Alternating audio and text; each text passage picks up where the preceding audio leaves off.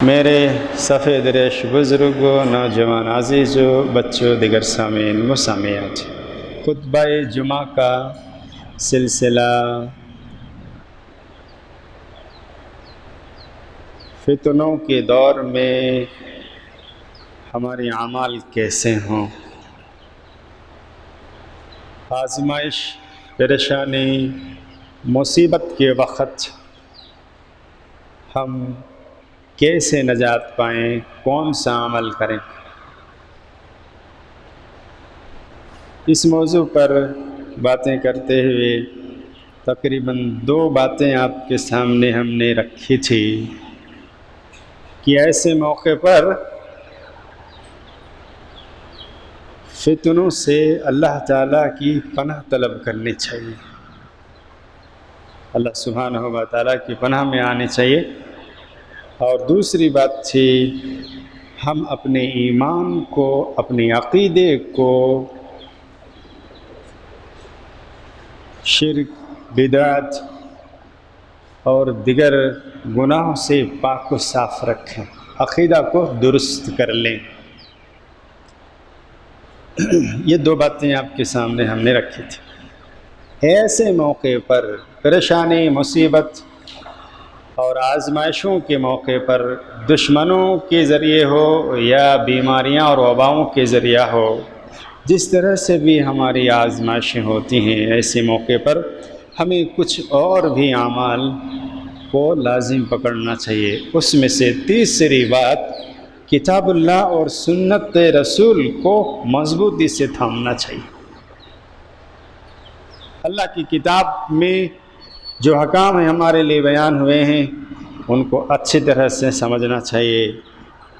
اللہ سبحانہ و تعالیٰ نے سورہ مائدہ میں فرمایا، سورہ نمبر 5 اور آیت نمبر 16 ہے، قرآن کے بارے میں اللہ نے پیچھے بھی، یہ آیت کا آخری ٹکڑا ہے، پیچھے بھی اللہ نے باتیں بتلائی اور کہا یہدی بہی، یہدی، اللہ تعالیٰ ہدایت دیتا ہے، رہنمائی کرتا بہی، اس کتاب کے ذریعے، یہدی بہ اللہ من اتبع رضوانہ سبل السلام،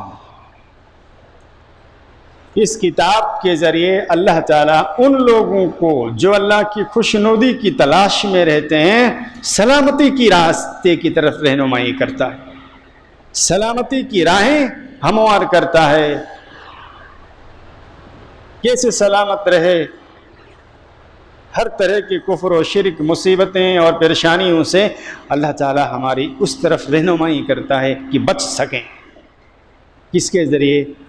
قرآن مجید کے ذریعے، کتاب اللہ کے ذریعے۔ اور فرمایا وَيُخْرِجُهُم مِّنَ الظُّلُمَاتِ إِلَى النُّورِ، تاریکیوں سے نکال کر ہمیں روشنی کی طرف لے جاتا ہے اسی کتاب کے ذریعے، بِإِذْنِهِ، اپنے حکم سے، بِإِذْنِ رَبِّهِمْ، اپنے رب کے حکم سے اللہ تعالیٰ ایسا کرتا ہے۔ اور الی صراط مستقیم، ویہدیہم الی صراط مستقیم، اللہ سبحانہ و تعالیٰ ہماری سلامتی کی طرف رہنمائی کرتا ہے۔ وَيُخْرِجُهُم مِّنَ الظُّلُمَاتِ إِلَى النُّورِ، بِإِذْنِهِ، اپنے حکم سے تاریکیوں سے نکال کر ہمیں روشنی کی طرف لاتا ہے۔ اور وَيَهْدِي إِلَى صِرَاطِ الْمُسْتَقِيمِ، صراط مستقیم پر ہمیں گامزن کرتا ہے۔ کب؟ جب ہم قرآن کو مضبوطی سے تھامیں، قرآن سے لگاؤ زیادہ کریں، قرآن کی تلاوت، قرآن پڑھ کر اس کو سمجھیں، کیا احکام ہیں، کیا بیان کیا اللہ نے، کن چیزوں سے ہمیں روکا، کن چیزوں کا حکم دیا، یہ تدبر، فکر، غور کریں تب۔ اسی طرح سے نبی صلی اللہ علیہ وسلم نے بھی ہمیں ایسے موقع پر، فتنوں کے موقع پر ایک بہترین رہنمائی فرمائی۔ ابو داؤد کی روایت ہے، آپ نے فرمایا، اس میں بھی کئی نصیحتیں تھیں۔ بعد میں اللہ کے نبی صلی اللہ علیہ وسلم فرماتے ہیں فَإِنَّهُ مَن يَعِيشُ مِنْكُمْ بَعْدِي، یاد رکھنا میرے بعد، جب میں نہیں رہوں گا تو تم میں سے دیکھے گا، فَإِنَّهُ مَن يَعِيشُ مِنْكُمْ بَعْدِي، میرے بعد جو زندہ رہے گا، فَسَيَرَى اخْتِلَافًا كَثِيرًا، بہت سارے اختلافات کو دیکھے گا، جو بھی بچے گا، جو بھی زندہ رہے گا، جو بھی پیدا ہوگا، بہت ساری اختلافات کو دیکھے گا. فعلیکم بسنتی و سنت الخلفاء الراشدین المہدیین. ایسے موقع پر جب لوگ دین سے ادھر ادھر ہو رہے ہوں، جب لوگ پریشان حال ہوں، کدھر جائیں، کس کی بات مانیں، کس کی نہ مانیں، اس طرح کی باتیں ہو جائیں، اس موقع پر تم لوگ فعلیکم بسنتی، میری سنت کو لازم پکڑنا، وسنت الخلفاء الراشدین المہدیین، ہمارے ہدایت یافتہ خلفاء راشدین نے کیسا کیا، ان کے راستے کو پکڑنا. کہا اللہ کے نبی صلی اللہ علیہ وسلم نے تمسکوا بہا، چمٹ جانا میری سنت سے، خلفاء راشدین کے اعمال سے چمٹ جانا. وعضوا علیہا بالنواجذ، دانتوں سے مضبوطی کے ساتھ پکڑنا. نبی نے دانت کی مثال دی، کیونکہ انسان جب بہت ساری چیزوں سے عاجز ہو جاتا ہے، لاسٹ میں وہ دانت سے پکڑتا ہے. اس کا ایک لاسٹ ہتھیار رہتا ہے، لاسٹ طاقت رہتی ہے، لاسٹ کوشش رہتی ہے. جب کوئی چیز چھوٹی جائے تو دانت سے پکڑتا ہے، کیونکہ دانت کی پکڑ بہت مضبوط ہوتی ہے. تو نبی صلی اللہ علیہ وسلم نے فرمایا ایسا مضبوط پکڑ لینا. وَإِيَّاكُمْ وَمُحْدَثَاتِ الْأُمُورِ، اور دین میں نئی بات سے بچنا. دین میں نئی باتیں دیکھو گے، نئی بات کی ایجاد کرنے سے بچنا. فَإِنَّ كُلَّ مُحْدَثَةٍ بِدْعَةٍ، کیونکہ ہر نئی بات دین کے اندر، دین سمجھ کر جو نیا کام کیا جائے گا وہ بدعت ہے. وَكُلَّ بِدْعَةٍ ضَلَالَةٍ، اور ہر بدعت گمراہی ہے. نبی نے بھی، قرآن نے بھی ہمیں ایسے موقع پر حکم دیا کہ قرآن سے لگاؤ، نبی صلی اللہ علیہ وسلم کی سنت کیا ہے ہم اس پر چلیں. لیکن ایسا نہیں ہوتا ہے. ہمارے کتنی بھی پریشانیاں بڑھ جائیں، دشمنوں کے تعلق سے ہو یا مرض اور وبا کے تعلق سے ہو، ہم بے فکر رہتے ہیں. یہ سوچتے ہیں وہ بیماری میں دوسرا آدمی مبتلا ہے، ہم تو ٹھیک ہیں. دشمنوں کے ظلم دوسرے لوگ سہ رہے ہیں، دوسرے گاؤں کے لوگ سہ رہے ہیں، ہم تو ٹھیک ہیں، اور بے فکر رہتے ہیں. قرآن و سنت پر کوئی عمل نہیں ہوتا. اللہ تعالیٰ ایسے موقع پر ہماری مصیبتوں کو نہیں ٹالے گا، ہماری پریشانیوں کو نہیں ٹالے گا. ہمیں ان آزمائشوں میں اللہ تعالیٰ کامیاب نہیں کرے گا جب تک ہم قرآن و سنت کے قریب نہ ہو. اسی طرح سے دینی علم کے حاصل کرنے میں خوب کوششیں کرنی چاہیے فتنوں کے دور میں. آج ہمارے نوجوانوں کے پاس بہترین وقت رہا. اس لاک ڈاؤن کے موقع پر یا اس وبا کے موقع پر ادھر ادھر جانا کم ہوا، وقت رہا. ہم فارغ وقت میں اللہ کی کتاب سے کچھ علم حاصل کریں، نبی صلی اللہ علیہ وسلم کی حدیث سے کچھ علم حاصل کریں. اس کی توفیق نہیں ہوئی، بلکہ برائیوں میں اور زیادہ مبتلا ہو گئے. خصوصاً ہمارے نوجوان لوگ، خصوصاً ہمارا نوجوان طبقہ برائیوں میں اور مبتلا ہو گئے. نیٹ کے ذریعے مختلف برائیوں میں ملوث ہو گئے. کیا ایسے موقع پر اللہ سبحانہ و تعالیٰ کو یاد نہ کر کے، اللہ کی کتاب اور سنت رسول کو چھوڑ کر کے برائیوں میں اور غرق ہو جائیں؟ اللہ کی مدد آئے گی؟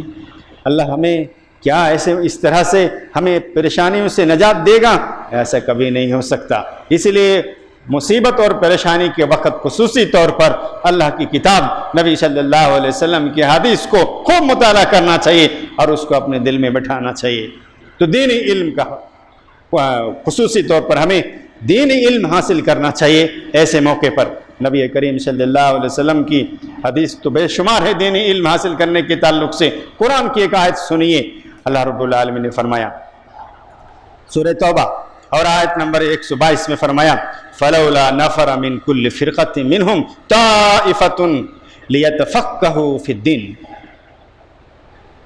پیچھے آیت میں باتیں ہیں، اس میں اللہ نے کہا کہ کیوں نہیں مسلمانوں کے گروہوں میں سے، مسلمانوں کے گاؤں میں سے، مسلمانوں کے سماج اور معاشرے میں سے، ہر گروہ میں سے کچھ لوگ دین سیکھنے کے لیے کیوں نہیں نکلتے، دین سیکھنے کے لیے متعین کیوں نہیں ہو جاتے ہیں، تاکہ جب دین سیکھ لیں وَلِيُنذِرُوا قَوْمَهُمْ إِذَا رَجَعُوا إِلَيْهِمْ، واپس لوٹیں یا دین سیکھ لیں تو لوگوں کو بتلائیں، سمجھائیں، اللہ کے عذاب سے ڈرائیں، اللہ کی بھیجا ہوا یہ وبا، اللہ سبحانہ و تعالیٰ کی بھیجی ہوئی یہ سزائیں، یہ وبائیں، ان چیزوں سے ڈرائے اور پھر لعلہم یرجعون صحیح راستے پہ آ جائیں۔ تو اللہ رب العالمین نے علم سیکھنے پر ترغیب دی اور کہا کہ خصوصاً ایسے موقع پر لوگ نکلیں اور کچھ لوگ خوب دینی علم سیکھیں، لیکن ایسا نہیں ہو رہا ہے۔ ہمارے معاشرے میں، سماج میں وقت خالی جیسے ہی ملتا ہے برائیوں میں مبتلا ہو جاتے ہیں، غیبت اور چغلخوری میں مبتلا ہو جاتے ہیں، ایک دوسرے کی وعیب کو ٹلے ٹٹولنے میں مبتلا ہو جاتے ہیں۔ ہمیں دوسروں کی برائیوں کو دیکھنے سے فرصت نہیں ہوتی ہے، اپنی اصلاح کرنے کی کبھی توفیق نہیں ہوتی ہے، اپنے اندر کچھ علم کی کمی ہے، علم حاصل کرنے کی توفیق نہیں ہوتی ہے۔ ہمیں علم حاصل کرنا چاہیے ایسے موقع پر خصوصی طور پر۔ اسی طرح سے نمبر 5 میں مسلمانوں کی جماعت میں شامل رہنا، الگ الگ نہیں ہونا، خاص طور پر جب اس طرح کا موقع ہو، آزمائشوں کا موقع ہو۔ ویسے کبھی بھی مسلمانوں کی جماعت سے الگ نہیں ہونا چاہیے، لیکن خصوصی طور پر اتفاق و اتحاد کو باقی رکھ کر سوچنا چاہیے، غور کرنا چاہیے کہ ہم لوگوں کو اب کیا کرنا چاہیے۔ ان مصیبتوں اور پریشانیوں کے وقت میں ہمیں کون سا عمل اپنانا چاہیے اور کیا کرنا چاہیے کہ اللہ سبحانہ و تعالی ہماری مصیبتوں کو دور کر دے۔ تو خصوصی طور پر ہمیں ایسے موقع پر اتفاق و اتحاد کو باقی رکھنا چاہیے، لیکن ایسا نہیں ہوتا ہے۔ ان خالی اوقات میں شیاطین ہمارے ذہنوں میں مختلف وسوسہ ڈالتا ہے اور مختلف باتیں ڈال کر ہمارے اندر اختلافات اور انتشار کو اور زیادہ بڑھاوا ملتا ہے اور ہم اس میں ملوث ہوتے ہیں اور ایک دوسرے کے پیچھے پڑ جاتے ہیں۔ اللہ کے نبی صلی اللہ علیہ وسلم کی حدیث بھی ہے اور اللہ رب العالمین نے خود فرمایا وَاعْتَصِمُوا بِحَبْلِ اللَّهِ جَمِيعًا وَلَا تَفَرَّقُوا۔ اللہ کی رسی کو مضبوطی سے تھامنا چاہیے، اور اللہ کی رسی 2 چیزیں ہیں، صرف قرآن نہیں ہے، اللہ کے نبی صلی اللہ علیہ وسلم کی حدیث بھی ہے۔ رسی کی مثال اللہ رب العالمین نے دی ہے۔ رسی ایک ہی لر سے نہیں بنتی ہے، ایک ہی چیز سے رسی نہیں بنتی ہے، 2 3 4 5 سے ہی رسی بن سکتی ہے، اور وہ 2 چیزیں اللہ کے رب العالمین نے ہمیں رسی میں جو 2 چیزیں دی ہے، قرآن اور نبی صلی اللہ علیہ وسلم کی سنت۔